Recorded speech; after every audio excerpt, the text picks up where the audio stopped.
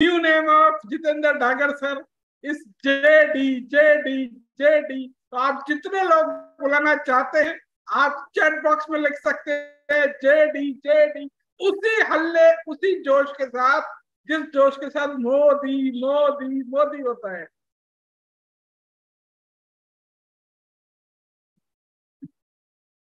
तो बुलाएं हम जेडी को। अभी मजा नहीं आया, अभी चैट बॉक्स पूरा नहीं भरा। Yes, JD JD JD.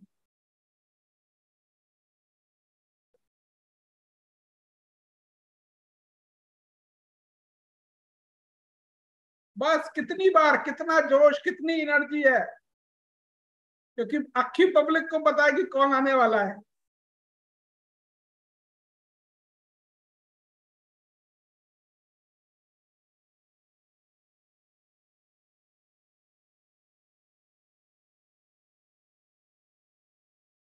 वाह, अभी तो रुक नहीं रहा है, बढ़िया है, चलने देते हैं।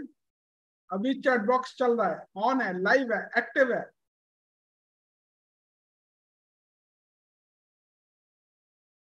तो थैंक यू एवरीवन। तो जेडी हमारे बीच आ चुके हैं। तो मैं अब ये चाहूंगा कि करण अर्जुन जो है मैं जेडी सर के हवाले कर दूं। तो सर आप करण अर्जुन को अब उनके बारे में बता सकते हैं, उनका जन्म कैसे हुआ, या आपने कब सोचा था मेरे करण अर्जुन आएंगे। तो आप शुरुआत कर सकते हैं। नमस्कार सर। नमस्कार। चलो, पहली बात तो ये है कि उस मूवी में भी करण अर्जुन नहीं आए थे, उनके कलन अर्जुन आए थे। तो करण अर्जुन कभी आए नहीं उनके, तो कलन अर्जुन आते थे हमेशा जब आते थे। A very good evening to all of you. Doctor Ashish तो चश्मा हटाना चाह रहे हैं, मैं लगा रहा हूं, पर अच्छी बात ये नजर का नहीं लगा। मैंने कहा प्रिवेंटिव लगाया जाए, मैं डॉक्टर आशीष की उम्र में जा रहा हूँ, तो ब्लू रे से बचना बहुत जरूरी है। तो मैंने नया नया किया और किसी ने बोल दिया कि मैं इसमें पढ़ा लिखा लगता हूँ, तब से मैं ज्यादा मोटिवेटेड हूँ। तो मैंने कहा मैं जब भी जूम मीटिंग करूंगा तो पढ़े लिखे स्टाइल में करना है, रो स्टाइल में नहीं करना। बस किसी ने बोल दिया, मैंने मान लिया। हाँ। और समझदार लुक भी आता है, हाँ, समझदार लुक भी आता है। हाँ, अब ये नहीं हटेगा, समझदार लुक आ रहा है तो ये कंफर्म है, अब ये जूम मीटिंग पे तो नहीं हटता कम से कम। ठीक है सर। चलिए, थैंक यू सो मच। अब बात करते हैं दो प्रोडक्ट्स का, GIT 14 का और शिलाजीत का। दो मैं चीजें आज इनको थोड़ा सा, जो आप लोगों को पता है उससे डिफरेंट थोड़ा सा बताऊंगा, जो पब्लिक को बताने से भी ज्यादा आप लोगों के लिए मददगार होगा। और बहुत डीप रिसर्च बेस्ड चीज होगा कि कोई गूगल करेगा तो उसे मजा आएगा, और किसी से बात करेंगे तो उन्हें पता लगेगा कि किसी चीज का इतना डेप्थ भी होता है। एक नई चीज से कनेक्शन करके इस प्रोडक्ट को मैं एक्सप्लेन करूंगा, क्योंकि हमारे कई प्रोडक्ट ऐसे हैं, एक्सप्लेनेशन आजकल तो मेरे को हमारे कॉम्पिटिटर्स ने बड़ा अच्छा काम किया, जब वो रोक नहीं पा रहे तो गुमराह करना चालू कर दिया। अब मेरे पास पिछले हफ्ते में 5 बड़ी कंपनियों के 5-6 बड़े लीडर आकर बैठे हैं। उन्होंने बाकी कुछ मुझसे नहीं कहा, मुझसे एक ही बात बोलते हैं, अरे सर आपको तो प्रोडक्ट कितनी नॉलेज है, आपको तो R&D में होना चाहिए था, ये कहाँ आप MLM में आ गए। तो मुझे वेलकम मूवी का डायलॉग याद आ जाता है, जब अक्षय कुमार बोलता है भाई साहब आप ये किस दुनिया में आ गए हैं। तो मैंने कहा मैं कोई उदय शेट्टी थोड़ी ना हूं, मैंने वेलकम देख रखी है भाई। तो मैं जहां जिस लाइन में हूँ बढ़िया हूँ। तो वो इसलिए है कि प्रोडक्ट की R&D है इतनी। और शुरुआत में जब नेटवर्क मार्केटिंग में हम लोगों ने एग्रेशन किया, तो मेरे को एक डायलॉग बड़ा अच्छा लगता है, आप लोगों में से बहुत से लोगों के काम आएगा, और जो नए सुन रहे हैं उनके तो बहुत जरूर काम आएगा। तो जब मैंने पहली बार बताना स्टार्ट किया इन 2019-20, अराउंड 20 में शायद कोविड आया था। While Covid we were talking to many many many people. एकदम से हम पहली कंपनी थी जिसने कोविड में अपने आप को एक्सपोनेंशियली राइज किया था। हमने अपनी कोविड के अंदर, मुझे अभी भी याद है, 4 महीने के अंदर सेल 10 टाइम्स की थी। मतलब स्टार्टिंग फ्रॉम ए लेवल, जब कोविड में कोई ग्रो नहीं कर रहा था, तो दारुजन का सेल 10 टाइम्स ग्रो हुआ था उस टाइम पर, विद इन 4 मंथ्स। मैं और नरेंद्र जी एक मैसिव कैंपेन करके आए थे, तो सीधा 10 टाइम्स सेल बर्स्ट हुआ। तो उस टाइम बहुत सारे लोगों से मिलना हुआ, तो वो लोग मुझसे एक बड़ा अच्छा क्वेश्चन करते थे, I always use to think. तो मुझे बोलते थे सर अगर आपके प्रोडक्ट इतने ही अच्छे हैं तो एमएलएम में क्यों? तो मैंने बोला कि ये क्वेश्चन तो बहुत इनअप्रोप्रिएट है। तो मैंने कहा कि मुझे वो कॉन्स्टिट्यूशन पढ़ना है जहां लिखा है कि घटिया प्रोडक्ट हो तो ही एमएलएम करनी चाहिए। तो मैंने कहा मुझे वो क्वेश्चन, वो संविधान पढ़ना है कि अगर अच्छा प्रोडक्ट है तो नेटवर्किंग नहीं करी जा सकती। मैंने कहा मैं तुम लोगों से सहानुभूति जरूर रखता हूं कि आज तक तुमने जहां भी काम किया तो तुमने सोच के ही यह काम किया कि बड़ी लीडरशिप तब है जब कंपनी में प्रोडक्ट घटिया हो, मैनेजमेंट घटिया हो, सर्विसेज घटिया हो, उदाहरण घटिया देते हो, और इन सब घटिया चीजों के बावजूद जब लीडर लोगों को मोटिवेट कर दे तो तुम उसको लीडरशिप मानते हो। अगर कंपनी अच्छी हो, सर्विसेज अच्छा हो, प्रोडक्ट अच्छा हो और लीडर को जबरदस्ती मोटिवेट ना करना पड़े तो तुम उसको लीडरशिप मानते ही नहीं हो। तो ये हमारा पहला स्टेप था कि R&D प्रोडक्ट्स होने बहुत जरूरी थे। अब R&D है, रिसर्च एंड डेवलपमेंट है, तो रिसर्च एंड डेवलपमेंट किसी एक पॉइंट को रख के नहीं होता, बहुत लिमिटेड क्राइटेरिया होता, स्पेशली नेचुरल प्रोडक्ट्स में नहीं हो सकता। नेचुरल प्रोडक्ट्स में बहुत बड़ा ब्रॉडबैंड होता है, बहुत बड़ी बैंडविड्थ होती है सोचने के लिए। अब GIT से जुड़ा मैं आप लोगों को एक किस्सा 2-4 जगह कनेक्ट करता हूं। हम में से 99% लोग लाइफ के लिए एक फिलोसफी रखते हैं अच्छे और बुरे के बीच में, और ये बड़ा अच्छा डिस्कशन रहेगा एक प्रोडक्ट के बहाने। आप बिजनेस को भी समझेंगे, नेटवर्क को भी समझेंगे, रिलेशनशिप्स को भी समझेंगे, लोगों के बिहेवियर को भी एनालाइज करेंगे। एक सिंगल प्रोडक्ट से किया जा सकता है। ये सब इसलिए कर रहा हूं क्योंकि आयुर्वेद बोलता है outer world is inner world. मैंने आयुर्वेद को पढ़ के ही ये थ्योरी डेवलप की थी कि हम प्लेनेट हैं। तो जैसे मैं डॉक्टर आशीष को बोलता हूँ मजाक में कि आप मरकरियों में जुपिटर हूँ, मेरा साइज थोड़ा बड़ा है, आपका साइज थोड़ा छोटा, तो आप मरकरी हैं, मैं जुपिटर हूँ, फर्क सिर्फ इतना है। लेकिन वी ऑल आर प्लैनेट्स। क्यों है हम planet? We are on planet earth. कुछ चीजें कॉमन देखिएगा। Your planet consist of 5 things: जल, अग्नि, वायु, आकाश, पृथ्वी, धरती, जिसको हम बोलते हैं 5 मूलभूत। और उन्हीं 5 मूलभूत से आपका शरीर बना। What is outside is inside. 70% अर्थ पे वाटर है, 70% ही वाटर आप लोगों के अंदर भी है, राइट? इस वर्ल्ड में बहुत सारी लिविंग पॉपुलेशन है। आपके प्लेनेट पे भी बहुत सारी लिविंग पॉपुलेशन है जिसको आप प्रोबायोटिक्स बोलते हैं। इस पॉपुलेशन के बहुत अलग अलग काम है। स्पेंजर्स हैं, ईटर्स हैं, हर्बीवोरस है, कार्निवोरस है। ऐसे ही आपकी बॉडी में भी काम करने के लिए बहुत सारे हैं। Good bacterias, then bad bacterias, then उनकी डिविजन्स। आपकी अर्थ ग्लोबल वार्मिंग का शिकार हो गई है। धीरे धीरे धीरे धीरे टेम्परेचर राइज कर रहा है क्योंकि कार्बन डाइऑक्साइड बढ़ रहा है। बॉडी में भी कार्बन डाइऑक्साइड बढ़ता है तो आप इन्फ्लेमेशन के शिकार होने लगते हैं। whenever there is low oxygen portfolio, carbon dioxide increases, you start getting inflammation. According to Hindu मान्यता, जब भी संसार खात्मे पे आता है तो प्रलय होती है, बाढ़ आती है। और अगर पूरे प्लेनेट पे बाढ़ आ जाएगी तो उसको प्रलय बोल दिया जाता है, और वो बोलते हैं कि बड़ा नुकसानदायक है। बॉडी में भी जब कोई हिस्सा तनावग्रस्त होता है या परेशानी होती है तो वहां भी स्वेलिंग होती है, वाटर रिटेंशन होना स्टार्ट हो जाता है, दो सेल स्टार्ट्स गेटिंग स्वेलिंग। तो वो भी अपने आप में एक बाढ़ है, वो आने लगती हैं। So we are very like similar to the outer world. Inner world में भी वही चल रहा है। अब बाहर का वायुमंडल जो बना हुआ है वो नाइट्रोजन, ऑक्सीजन, कार्बन डाइऑक्साइड, इन गैसेस के कॉम्बिनेशन से हैं। अनफॉर्चुनेटली जो अंदर वात है जिसको आयुर्वेद बोलता है वो भी नाइट्रोजन, कार्बन और ऑक्सीजन के कॉम्बिनेशन से, हाइड्रोजन के कॉम्बिनेशन से है। So we are like living planets. हम अपने आप को एनालाइज करें तो वी आर लिविंग प्लैनेट्स। हमारा है स्ट्रक्चर उसी तरीके से है। अर्थ को जिंदा रहने के लिए सनलाइट चाहिए, ह्यूमन बींग्स को जिंदा रहने के लिए सनलाइट चाहिए। अर्थ के कोर से लेके सब में मिनरल्स भरा पड़ा है, हमारे अंदर मिनरल है। अर्थ के कोर में बहुत हाई टेम्परेचर है, लावा है। हमारे अंदर भी जठराग्नि है, एसिड है। तो आयरन अर्थ के कोर में रहता है, बहुत सिग्निफिकेंट मिनरल है। हमारे में भी मिनरल है, और आयरन रहता है एंड कोर्स में रहता है, मेजर फंक्शन करता है। तो हम देखेंगे तो we are like typical planet. अब पॉपुलेशन अच्छी और बुरी है तो हमारे अंदर भी अच्छी बुरी population, good and bad bacteria है। अर्थ मर रही है क्योंकि बेड बढ़ता जा रहा है। मैं इसीलिए बोला था कि केमिकल्स पे जब हम काम करेंगे तो ना हम ह्यूमन बॉडी को बचाएंगे, प्लेनेट को भी बचाएंगे।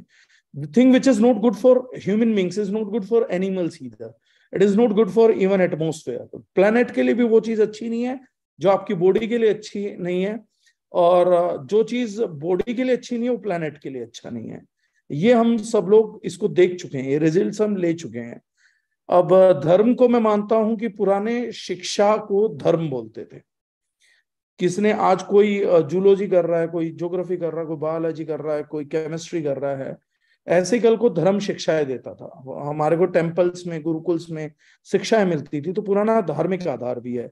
तो ये सब चीजें मैं मानता हूं जहां धर्म, मॉडर्न साइंस, कॉन्सेप्ट्स, थ्योरीज जिसे एक पॉइंट पे जाके मिल जाते हैं, उसे सच बोलता हूं मैं पहले भी बोलता हूं कि कई लोग पूछते हैं कि आप आयुर्वेदिक थ्योरी को बहुत मानते हैं, तो मैं बोलता हूं नहीं, मैं उस थ्योरी को बहुत बिलीव करता हूं जहां आयुर्वेदा, साइंस, रिलीजन ये सब एक पॉइंट पे आ जाते हैं।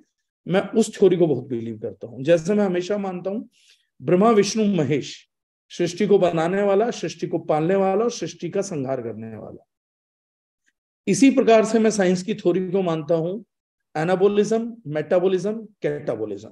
शरीर को बनाने वाला एनाबोलिज्म, शरीर को पालने वाला मेटाबॉलिज्म और शरीर को खत्म करने वाला कैटाबॉलिज्म।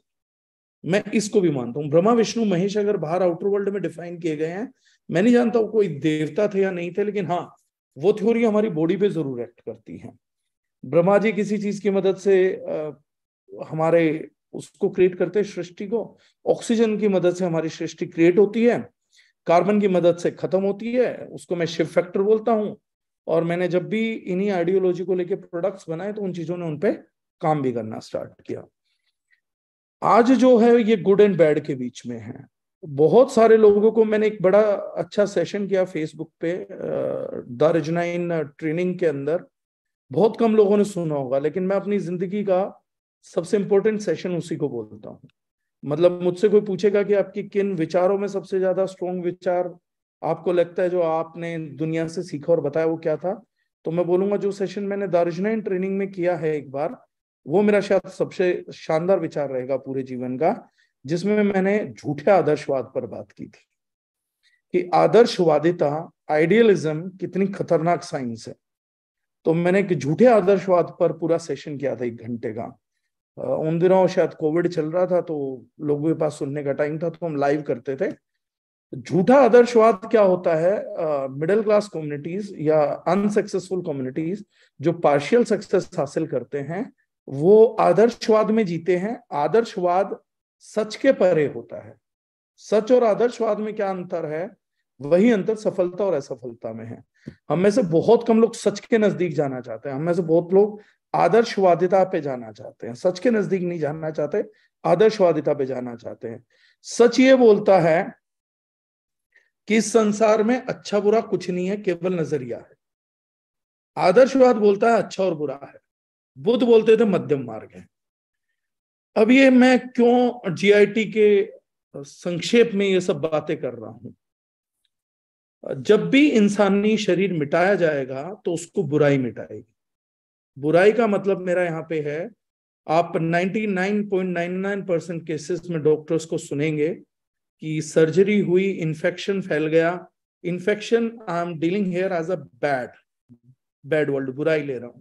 इन्फेक्शन फैल गया, हमसे कंट्रोल नहीं हुआ और खत्म हो गया। आइटिस नाम की जितनी बीमारियां हैं वो बैक्टीरिया से फैलती हैं, यूजुअली इन्फेक्शन फैलता है। Cancer itself is communicable disease inside the body, not outside the body, inside the body. वहां पर भी इन्फेक्शन फैलता है, लिम्फ नोड्स बनते हैं।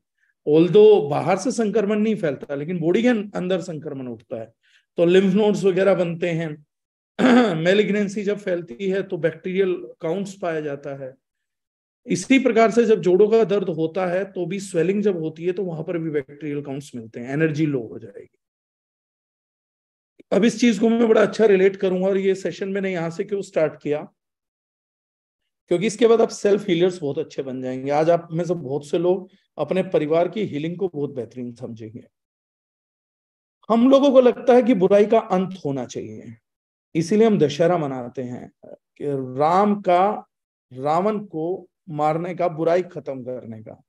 लेकिन एक्चुअली में जिसने लिखा है उसने सही लिखा था, दशहरा विजयदशमी है, बुराई पे अच्छाई की जीत का त्योहार है, अच्छाई ने बुराई को खत्म नहीं किया। एक्चुअली में आप लोगों को एक बात समझनी पड़ेगी, आदर्शवादिता से बाहर निकल के हम में से हर एक व्यक्ति ये समझता है सिस्टम की बुराई खत्म हो जाए, इंसान की बुराई खत्म हो जाए, मेरे बच्चों की बुराई खत्म हो जाए, इनकी बुराई खत्म हो जाए। हमारा बहुत फोकस अपनी लाइफ का 99% फोकस हम अपनी डाउनलाइन की, अपनी अपलाइन की, अपनी पत्नी की, अपने पति की, अपने माँ बाप की, अपने बच्चों की, अपने समाज की बुराइयों को खत्म करने पे फोकस करते हैं 99%।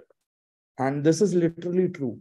आप आज अपने आप से एनालाइजेशन करेंगे तो आपको पता लग जाएगा कि आपको लोगों की अच्छाइयों की तारीफ करनी कम आती है, लेकिन उनकी बुराई खत्म करने के सजेशन आप लाइफ में ज्यादा करते हैं। ये चेक करिएगा कि भाई तुझ में ये कमी है, तू ये ठीक कर, तुझ में ये कमी है, बेटा तुझ में ये कमी है, पापा आप ये अच्छा नहीं करते हैं। हम क्या अच्छा करते हैं हम उसका कम जिक्र करते हैं, हम क्या बुरा करते हैं उसका जिक्र हम बहुत ज्यादा करते हैं। अब ये सब चीज मैंने क्यों बताई?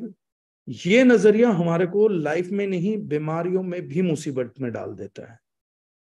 हम चाहते हैं बुराई खत्म हो जाए, लेकिन बुराई इस संसार में कभी भी खत्म नहीं होगी। अब मैं उसका सबूत देता हूं और वहीं से आपको जीआईटी का रास्ता निकलेगा। प्रकृति ने जब मनुष्य बनाए, जानवर बनाए, पेड़ पौधे बनाए, तो एक बड़ा खतरा था प्रकृति के सामने। वो खतरा ये था कि जिस चीज को जन्मा जा रहा है उस चीज को मारना पड़ेगा, उस चीज को अंत होना पड़ेगा। हर चीज जो जन्म लेगी उसका अंत करना पड़ेगा, और जो चीज जन्म लेगी उसका अंत करना पड़ेगा। तो ये भी तो संभावनाएं हैं कि जैसे मनुष्यों को तो पता लग गया कि भाई साहब माँ मरी, बाप मरा, कुछ भी मरा, मरने के बाद वो बॉडी बन जाता, माँ बाप नहीं रहता है, और उस बॉडी को ठिकाने लगाना पड़ता है, वरना वो बॉडी समाज को ठिकाने लगा सकती है। ये मूल धारणा हम सब लोगों ने अपनी लर्निंग से सीखी, एंसेस्टर्स ने सिखाया कि अरे यार मान लीजिए किसी के फादर गुजरे हैं, अभी तो कितना हाई टाइड इमोशन आएगा कि यार किसी के पिताजी गुजर गए, super high tide of emotion है। लेकिन सोसाइटी क्या करती है, लोग आ जाएंगे, इकट्ठे हो जाएंगे, न्यूज फैलेगी, अरे बेटा कुछ नहीं होता, हिम्मत रखो, ये दिन तो आना ही होता है। And what everyone tries is, सबसे पहले नाक में रुई डाल दो, कान में रुई डाल दो, यहां डाल दो, और फटाफट फटाफट फटाफट डेड बॉडी को क्रियाक्रम की तरफ लेके जाओ। और अगर नहीं ले जा सकते तो तुरंत बर्फ में रख दो, आइसोलेटेड एटमोस्फेयर में रख दो। क्यों रख दो? क्योंकि जब प्राण ऊर्जा निकल जाएगी, जब बॉडी में से लाइफ निकल जाएगा, तो उस बॉडी का जो एंड है वो बैड बैक्टीरिया से, आप दफनाएंगे तो उस बॉडी को बैक्टीरिया डिकम्पोज करेगा। क्रिश्चियनिटी में दफनाते हैं, मुस्लिम्स में दफनाते हैं, तो बॉडी थोड़ी दिनों बाद कौन खा जाता है, वो मांस कहाँ चला जाता है? क्या मांस वोलेटाइल है, पेट्रोल की तरह उड़ जाता है? नहीं, कोई चीज है जो उसको खा जाती है, कोई चीज है जो उसको खत्म कर देती है, जिसको हम बोलते हैं सड़ना। वो चीज सड़ गई। अब ये चीज सड़ती कैसे है? इंसान ना हो, जंगल में जानवर मर गया और किसी ने नहीं खाया, तो प्रकृति ने बड़ी सारी व्यवस्थाएं करी। प्रकृति ने पहली व्यवस्था तो ये करी कि लाश खाने के लिए भी जानवर पैदा करे, स्क्वेंजर्स पैदा किए, जानवर बनाए, पक्षी बनाए जो लाश को खा जाए। और उसके बाद बैड बैक्टीरियाज बनाए कि अगर कोई नहीं खाता है, इस ग्रह पे कहीं पर भी डेड बॉडी हो, उसको बैड बैक्टीरियाज खा के खत्म कर देंगे, उसको मिटा देंगे। इसीलिए जब समुद्र में किसी की लाश भी होती है तो तैर के ऊपर आ जाती है, क्योंकि नीचे बैक्टीरियाज नहीं जा सकते, सोल्ट वाटर में पनप नहीं सकता, तो ऊपर आएगी तैर के, ताकि वो उसको एंड अप करके, ईट अप करके खत्म करे।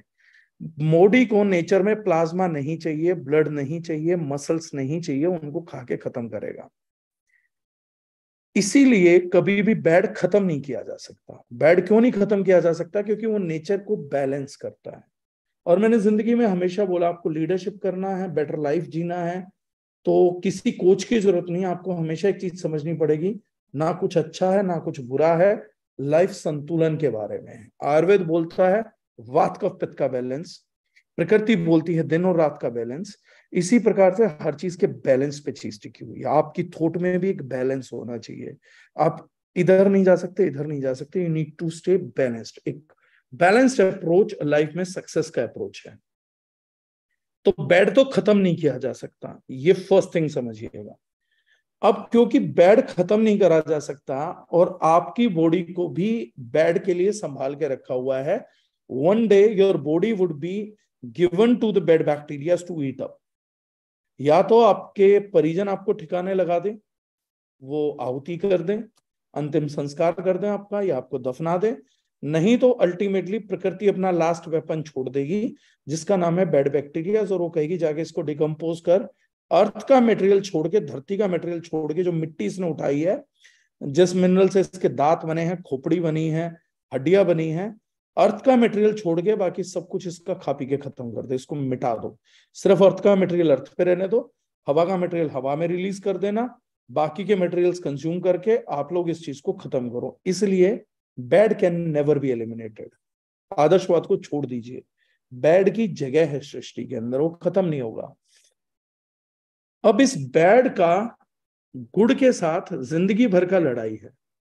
ये बैड क्या ढूंढता है? ये बैड ढूंढता है कि कहीं पर भी कोई भी डेड टिश्यू, डेड सेल इसको मिल जाए तो इसका काम है उसको खाना, चाहे वो सृष्टि में बाहर हो या आपकी बॉडी के अंदर।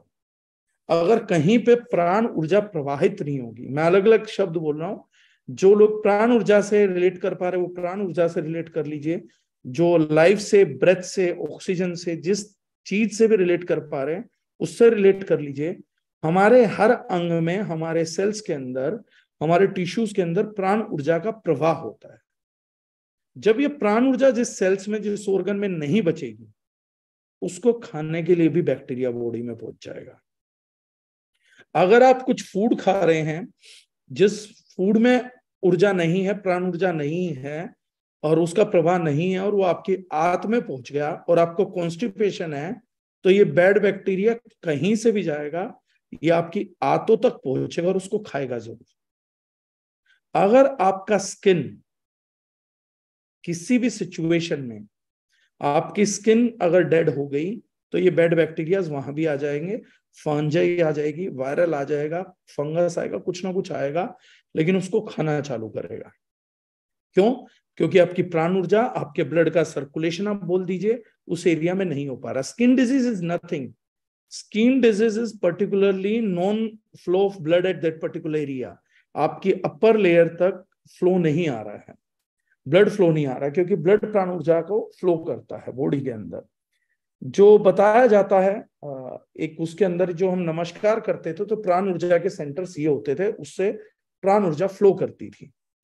तो ये बताया जाता था कि नमस्कार करने का तरीका कोई हिंदुइज्म की स्टैंप नहीं थी, प्राण ऊर्जा को एक्सेस करने का एक मीडियम था। मुद्राएं बनाते थे, भगवान बुद्ध बहुत मुद्राएं बनाते थे, अभी भी वो मुद्राओं का चलन है और वाकई में रिजल्ट देती हैं।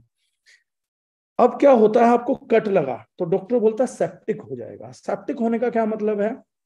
यहां तक प्राण ऊर्जा थी, प्राण ऊर्जा का कट लग गया है, यहां पर ऊर्जा का प्रवाह नहीं होगा, ब्लड है, सेल्स है, डेड हो रहा है, और बैड बैक्टीरिया को तो बहुत पसंद है। तो अगर बैड बैक्टीरिया कहीं से भी है तो आपका निकलता हुआ ब्लड उसको अट्रैक्ट करेगा, अपनी तरफ खींचेगा, जैसे समुद्र के पानी में शार्क को खींचते हैं, उसे खून मिला तो भागेगी, बैड बैक्टीरिया को ब्लड दिखा तो भागेगा। इसीलिए महिलाओं में पीरियड्स के दौरान और उसके बाद यूरिनल इन्फेक्शंस बहुत ज्यादा होते हैं। रीजन बीइंग ब्लड शेडिंग है, बैड बैक्टीरिया को अट्रैक्ट कर रहे हैं, चोट लग गई, बैड बैक्टीरिया को अट्रैक्ट कर रहे हैं, कहीं पर से ब्लीडिंग हो रही है, बैड बैक्टीरिया से अट्रैक्ट हो रहे हैं। तो हमारी बॉडी के अंदर 24 घंटे बैक्टीरिया घुसने की कोशिश करता है। क्यों? ये उसकी नेचर गिवन ड्यूटी है। अब बात समझते हैं थोड़ा सा, इम्यूनिटी क्या है। इम्यूनिटी है एक चौकीदार बॉडी का जो बैड बैक्टीरिया को बोलता है wait, everything is in order, मैं जहां जहां मौजूद हूं, जिस सेल में मौजूद हूं, यहां पर ऊर्जा का प्रवाह है, प्राण का प्रवाह है, यू कैन नॉट एंटर हेयर। अब बॉडीगार्ड, टिपिकल बॉडीगार्ड अप्रोच, ये सब मैं रेलिवेंस दे रहा हूं डिस्क्लेमर के साथ, ये सब आपको समझाने का तरीका है, क्योंकि ऐसे इम्यूनिटी आपको कभी लाइफ लॉन्ग समझ नहीं आएगा। Immunity is a bodyguard which is giving message.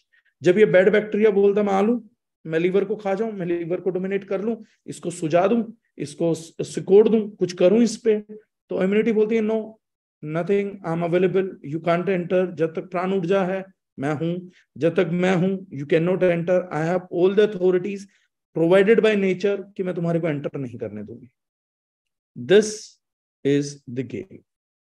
आप इम्यूनिटी को 100 तरीके से डिफाइन करिए, आप कभी समझ ही नहीं पाएंगे।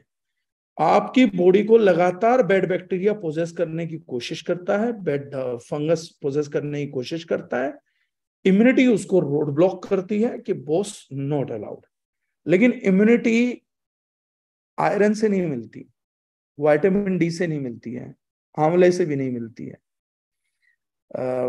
गेहूं से भी नहीं मिलती है, चावल से भी नहीं मिलती है। एक्चुअली में इम्यूनिटी किसी चीज से नहीं मिलती है।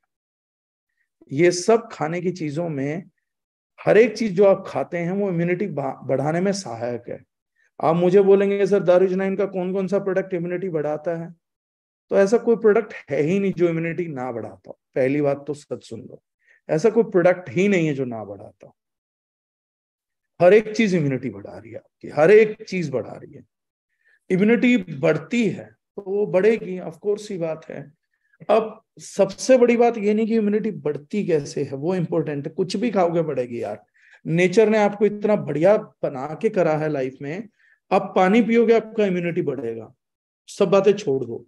आप गहरी सांस लोगे आपकी इम्यूनिटी बढ़ जाएगी, आप पहाड़ों पे जाके सांस लोगे आपका इम्यूनिटी बढ़ जाएगा। मुझे तो समझ ही नहीं आता कि इन बेवकूफों ने इम्यूनिटी बेची और उनसे भी कितने बड़े बेवकूफों ने इम्यूनिटी खरीदी क्यों। इम्यूनिटी लिखना एक शब्द है, मानसिक है, लिखना लिख दो। आप सोते हैं, सोने से भी इम्यूनिटी बढ़ता है, ऐसा नहीं है, नहीं है, सबसे ज्यादा इम्यूनिटी सोने से बढ़ता है। तो इम्यूनिटी का मतलब है बैड बैक्टीरिया को रोकने की शरीर की ताकत। वो आंवले से भी बढ़ेगी, वो हरी मिर्च से भी बढ़ती है, सस्ते से प्रोडक्ट से भी बढ़ती है, पुदीने से बढ़ती है, धनिया से बढ़ती है, जीरे से बढ़ती है, हल्दी से बढ़ती है, अजवाइन से बढ़ती है। इन सब चीजों से इम्यूनिटी बढ़ती है। लेकिन आज के मॉडर्न वर्ल्ड में ना एक क्वेश्चन चल रहा है, इम्यूनिटी बढ़ती किससे है। सबसे बड़ा सवाल ये है, इम्यूनिटी घटती किससे है। बीमारी उस चीज से लगेगी। आप बीमार अपने आप नहीं होंगे। दो प्रकार की बीमारियां हैं, communicable, non communicable. Communicable disease का मतलब है व्हेन इन्फेक्शन केम आउटवर्ड्स, आप कहीं गए, वहां से इन्फेक्शन आपके अंदर आया और आपने उठा लिया। नॉन कम्युनिकेबल डिजीज है जहां इन्फेक्शन बॉडी के अंदर पनपा, बाहर गया नहीं, बाहर जाता भी नहीं है, आपकी बॉडी के अंदर ही क्रोल करता, आपकी बॉडी के अंदर ही फैलता है। अब यहां पर कुछ रिमार्केबल थॉट है जो आपको चाहिए। सबसे ज्यादा इम्यूनिटी कमजोर होती है शुगर प्रोडक्ट से। मैं मीठे से नहीं बोल रहा हूं, शुगर और मीठा आइडेंटिकल शब्द नहीं है। गुड़ से इम्यूनिटी बढ़ती है, शहद से इम्यूनिटी बढ़ती है, देसी खांड से इम्यूनिटी बढ़ती है, लेकिन चीनी से इम्यूनिटी घटती है। जो सुक्रोज जिसको बोलते हैं, सुक्रोज जो मिल में बनती है, क्योंकि उसके अंदर मिनरल नहीं होता। गुड़ से इम्यूनिटी बढ़ती है क्योंकि उसके अंदर मिनरल्स होते हैं। जब मैं शिलाजीत का आपको बताऊंगा तो वहां इसको बहुत अच्छे से रिलेट करूंगा।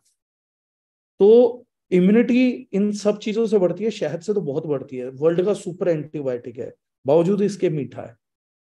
और सबसे बढ़िया एंटीबायोटिक है शुगर, क्यों?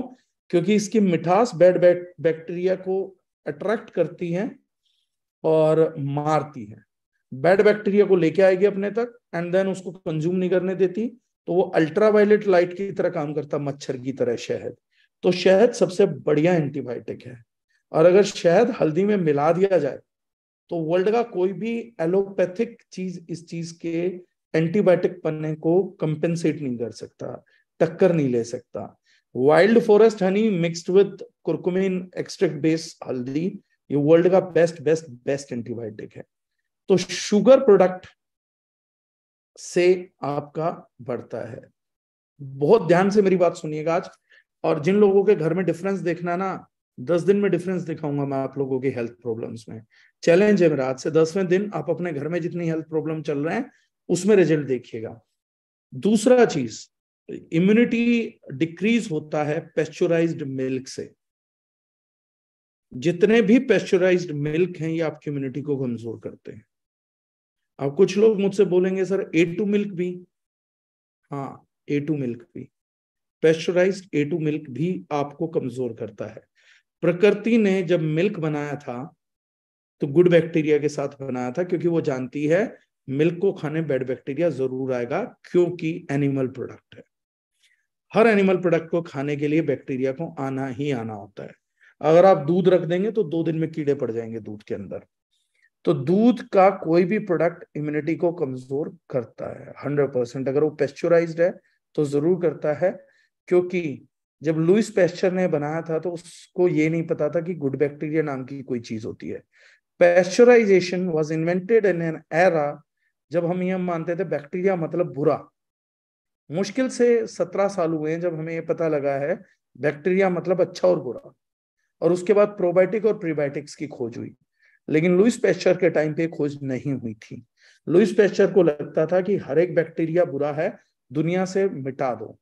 और बहुत कम लोगों को यह जानकारी होगी कि एक बार आपकी साइंस बैक्टीरिया के टाइम से इतने प्यार में पड़ गई थी कि एक एक्सपेरिमेंट हुआ था। एक बच्चे को ऐसे एटमॉस्फेयर में रखा गया था जहां उसको कोई बैक्टीरिया एक्सपोज ही नहीं किया गया था, टोटली 100% स्टेरिलाइज्ड एटमॉस्फेयर में। ये गूगल पे कोई व्यक्ति पढ़ेगा तो उसकी आंखें खुल जाएंगी। और वो बच्चा 6 साल जिया केवल। राइट। अब थर्ड चीज पे आते हैं, दूध। अब दही, जो दूध से बनाई जाती थी, इंडियंस ने दही को इन्वेंट किया था। हमने दही क्यों इन्वेंट करी थी? दही हमने इसलिए इन्वेंट करी थी क्योंकि हम उसमें गुड बैक्टीरिया पैदा कर लेते थे। अगर वो गुड बैक्टीरिया पैदा ना और दही को भी प्रिजर्व कर दिया जाए, जो कि आजकल हमारे अमूल, मदर डेयरी, बाकी सब पैकेट बंद दही दे रहे हैं, वो दही किसी काम की नहीं हो, कल्चर्ड है बट प्रिजर्व करी जाती है। So it is not as good as we think. तो वो अच्छा नहीं है। और कई महान इंटेलिजेंट आदमियों को मैं एक बात और करते हुए देखता हूँ, कैलोरी कॉन्शियस के चक्कर में दही को मीठा करने की बजाय नमकीन कर देंगे। मीठा बैक्टीरिया को ग्रो कराता है, नमकीन मार देता है। अगर आपने दही को नमकीन कर लिया तो curd is killed, now you are only eating casein protein. तो वो और डबल खतरनाक प्रोडक्ट बन जाता है। ये जानकारी बहुत कम लोगों को है। सिमिलरली अब शुगर है, मिल्क है। अब सबसे खतरनाक कॉन्सेप्ट बनाना है, सबको बीमार करना है, तो शुगर और मिल्क को मिक्स कर दीजिए। जैसे हनी और टर्मरिक की मिक्सिंग से बेस्ट एंटीबायोटिक बनता है, ऐसे ही शुगर और मिल्क के कॉम्बिनेशन से दुनिया का सबसे खतरनाक इन्विटेशन बनता है बैड बैक्टीरिया के लिए। जिसमें प्राइमरी प्रोडक्ट्स आते हैं रसगुल्ला, जिसमें प्राइमरी प्रोडक्ट आता है छेना, जिसमें प्राइमरी प्रोडक्ट आता है, बहुत ही बढ़िया प्रोडक्ट आता है आइसक्रीम, आपका स्मूदी, बाजार में मिलने वाले मिल्क शेक्स, दुकानों पे मिलने वाले मिल्क शेक्स। जहां पर भी सुक्रोज और मिल्क कंबाइंड होंगे, वो वर्ल्ड के डेडलीस्ट स्लो पॉइजन को इन्वेंट करती है। वो चीज वो आपके पूरे डाइजेशन को कोलैप्स करा देगा।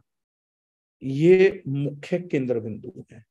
मीठा क्या यूज किया जा रहा है वो इंपॉर्टेंट है। और अगर डेयरी को, कैसीन प्रोटीन को और शुगर को मिला दिया जाए तो 2 काम होते हैं। पहला काम, ये दुनिया का सबसे खतरनाक इन्विटेशन टू बैड बैक्टीरिया है। सेकंड वर्क, ये दुनिया का कोकेन से भी ज्यादा एडिक्टिव सॉल्यूशन है। अगर आपने इसको एक बार टेस्ट कर लिया तो आपका शरीर बार बार इसी को मांगता रहेगा। ये मोर्फिन की तरह रिजल्ट देता है। जो काम अफीम से होता है वही काम इससे किया जा सकता है। अगर आप में से किसी दिन सिगरेट की तलब किसी को हो, शराब की तलब हो, या किसी को चरस की तलब हो, ईश्वर ना करे किसी को हो, मैं बोल रहा हूं, बीड़ी की तलब हो और आपको चेक करना हो, तो उस आदमी को दूध का बने हुए प्रोटीन का और मीठे का कॉम्बिनेशन खिला दीजिए। उस बंदे को उतना ही मजा आएगा जितना दारू पी के आता है, जितना सिगरेट पी के आता है। एक्चुअली जो सिगरेट का रेप्लिका ढूंढ रहे हैं ना, वो ये है। इससे इम्यूनिटी बहुत तेजी से कम होती है, बहुत सुपर क्विकली रिड्यूस होता है। Dark chocolate, of course, milk products and sugar का कॉम्बिनेशन, न्यूटेला, जहां पर भी ये चीज मिक्स की जाएगी तो समझिए कि आपकी मौत को इनवाइट किया गया है। तो आज के बाद जब भी आप प्रोडक्ट पढ़ेंगे तो ध्यान से पढ़िएगा। नेक्स्ट चीज जिससे इम्यूनिटी कम होती है वो है सबसे ज्यादा मसल बनाने वाला नॉन वेज, जो बहुत फैला, और आज वेस्ट इससे मुंह फेर रहा है, लेकिन आप खाते हैं। नॉन वेज क्यों है?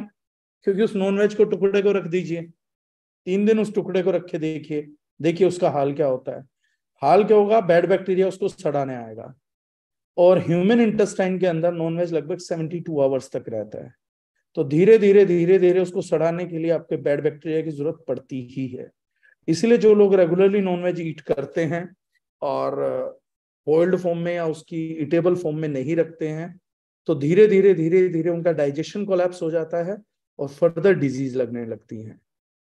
हमारे बुजुर्ग बोलते थे कि सारी बीमारियां पेट से चालू होती हैं, क्योंकि बैड बैक्टीरिया सबसे पहले अपनी कॉलोनी का सेटअप इंटेस्टाइन के अंदर बनाता है। अगर एक बार बैड बैक्टीरिया ने आपके इंटेस्टाइन को पकड़ लिया तो पूरी बॉडी को मिटा देगा। ये सिंपलेस्ट साइंस है। अब मैं आगे बढ़ता हूं नेक्स्ट चीज पे। और सबसे खतरनाक चीज जिससे आपकी इम्यूनिटी सबसे ज्यादा घटती है वो है पानी। ये सुनने में बड़ा अजीब लगेगा। सबसे ज्यादा इम्यूनिटी घटाने का अगर कोई चीज है तो वो है पानी, वाटर। वाटर कैसे इम्यूनिटी घटा सकता है? ये तो कभी किसी ने फेसबुक पे भी नहीं बोला, ये तो कभी कहीं किसी रिसर्च ने भी नहीं बोला। लेकिन क्या वाटर इम्यूनिटी घटा सकता है? बहुत जबरदस्त घटा सकता है, और घटाता ही है, मौत भी दे देता है। अब ये कैसे घटाता है, ये कैसे करता है, उसको थोड़ा समझ लेते हैं।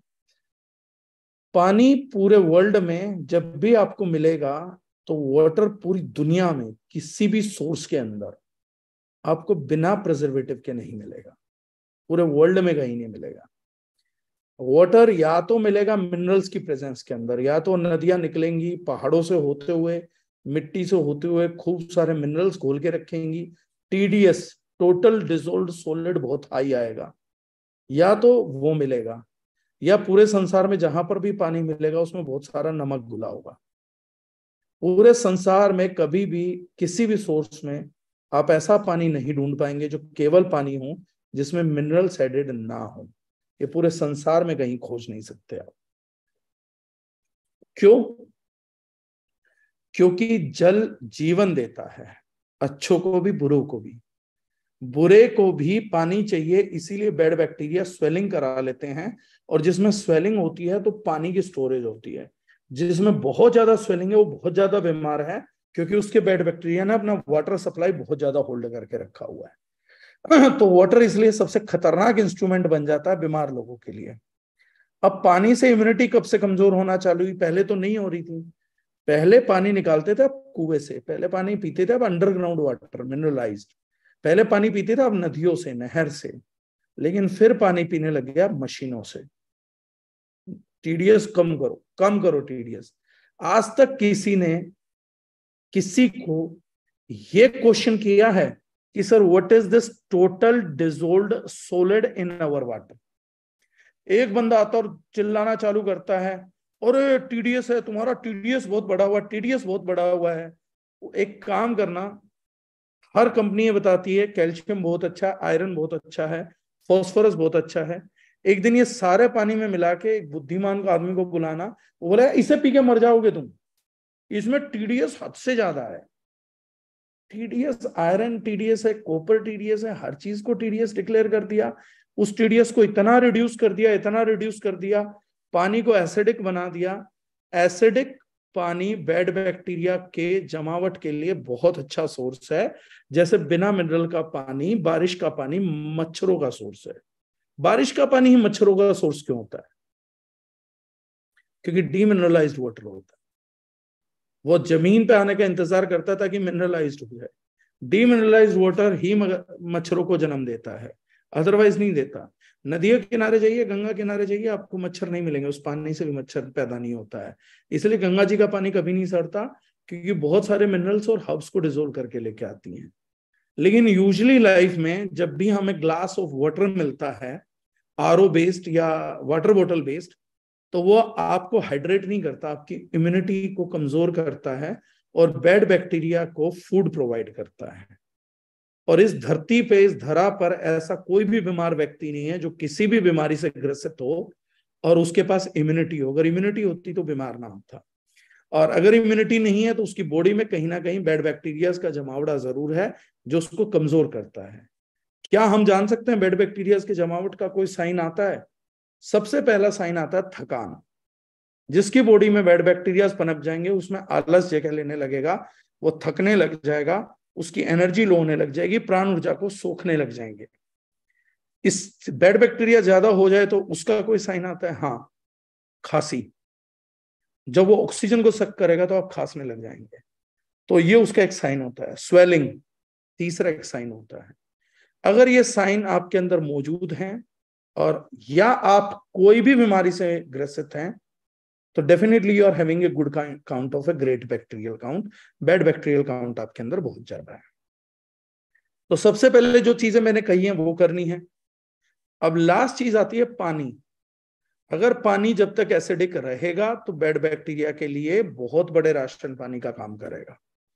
ऐसी सिचुएशन में उस पानी के अंदर अगर हम जीआईटी की 2 बूंद डाल लें तो water converts from acidic to alkaline.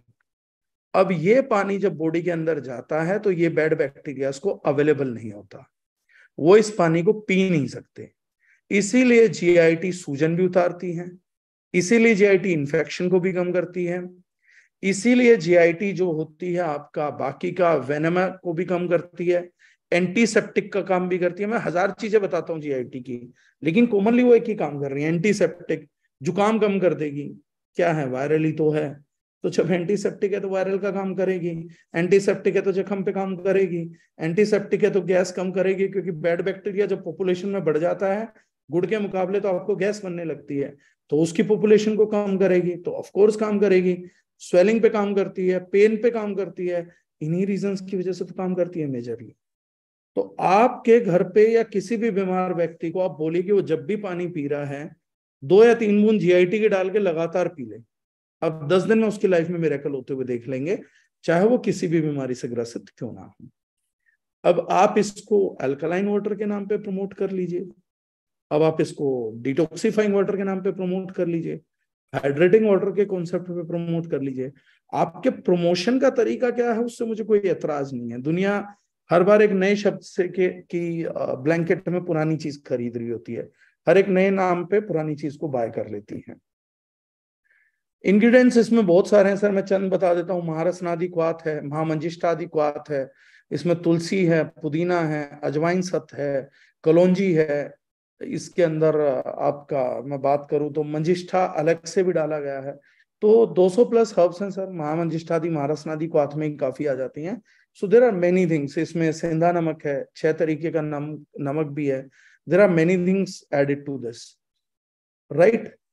तो ये जो चीज है इस प्रोडक्ट को इसलिए सुपर बनाती है, इसलिए हर डिजीज में ये प्रोडक्ट कारगर है, क्योंकि 2 या 3 बूंद। अब कोई व्यक्ति बोलता है क्या ये प्रिवेंटिव है? ये सुपर प्रिवेंटिव है बॉस, ये अल्ट्रा सुपर प्रिवेंटिव है। अगर आपने एक आइसक्रीम खाई, आप नहीं जानते अपने आपने इम्यूनिटी कितना लो किया है, इसलिए बहुत से लोग आइसक्रीम खाने के बाद बीमार पड़ जाते हैं, वायरल के शिकार हो जाते हैं। कई लोग रसगुल्ला खा के आते हैं, वायरल के शिकार हो जाते हैं। कई लोग छेना खा के आते हैं, उन्हें मालूम ही नहीं वायरस ने हमें पकड़ा क्यों। वो पुराना कॉन्सेप्ट ढूंढ रहे माँ बाप का, सर्द गर्म। अरे सर्द गर्म होती थी क्योंकि माँ बाप के टाइम पे शुगर नहीं थी, अब तो सर्द गर्म की जरूरत नहीं है। आप कुछ भी ऐसी चीज खाइए, बाहर से मैंगो शेक पी के आइए, इम्यूनिटी लो हो जाएगी, एकदम से अटैक हो जाएगा वायरस का। तो अगर हमारे को अपनी इम्यूनिटी बढ़ाते रहना है तो जीआईटी उस पर रिजल्ट करती है, इसलिए जिसकी एनर्जी कम है वो बढ़ेगा। अब कोई आदमी बोले कि सर मैंने 1 ग्लास बाहर का पानी सिंपल पिया जिसमें जीआईटी नहीं डाली थी, हाँ तो 300 ml is very very very good amount of dose for bad bacteria to grow. आपने 4 ग्लास पानी में जीआईटी को डिसोल्व किया और आपने किल किया, बैक्टीरिया को कंट्रोल किया, 5वें में खुला छोड़ दिया, 300 ml पानी दे दिया, 200 ml पानी दे दिया, 700 ml पानी दे दिया। और अगर पानी में चीनी मिला के पी तो माशाल्लाह, फिर तो आपका कहना ही क्या, फिर तो आपने जो डाइट दिया है उसे भूल ही जाओ। और अगर आपने दूध डाला, पानी मिक्स किया और चीनी मिक्स कर दी, फिर उसको किसी भी नाम पे, स्मूदी के नाम पे पी लीजिए, किसी भी नाम पे पी लीजिए, आपका बंटाधार करने के लिए अकेली ड्रिंक काफी है। तो जीआईटी का एक जो सबसे बड़ा प्रयोजन है, दिस इज एन इंस्ट्रूमेंट जो आप हर जगह यूज कर सकते हैं। It will give results to everyone, not even digestive problem, it will give results to everyone. आप व्यक्ति की चीनी दूध छुड़वा के अगर जीआईटी का पानी भी फीड करना चालू करेंगे, आप 10 दिन में चमत्कार होते हुए देखेंगे। और आप अपने घर से स्टार्ट करके देख लीजिए, अपनी हेल्थ पे